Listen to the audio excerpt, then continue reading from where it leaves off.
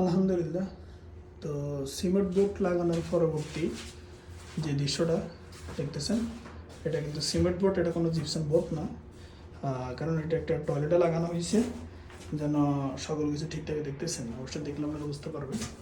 এটাই হলো cement board.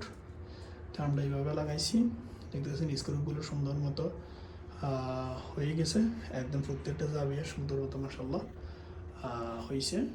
আর এটা হলো পিছনের সাইডটা, মাশাআল্লাহ পুরোপুরি কমপ্লিট। দেখতেছেন এখানে 6টা সিমেন্ট বোর্ড লাগছে।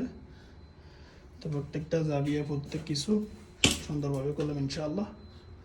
আর সিমেন্ট বোর্ডগুলো কাটার জন্য অবশ্যই গ্রাইন্ডার ব্লেডের আপনার টাইস কাটার যে ব্লেডটা, ওই ব্লেডটা ইউজ করা লাগবে, এটাই বাস্তব। তো আশা করি ভালো লাগবে ইনশাআল্লাহ। যদি কোনো কিছু শেখার থাকে অবশ্যই লাইক কমেন্ট শেয়ার করতে বলবেন ইনশাআল্লাহ। আসসালামু আলাইকুম রহমতুল্লাহি ওয়া বারাকাতুহু।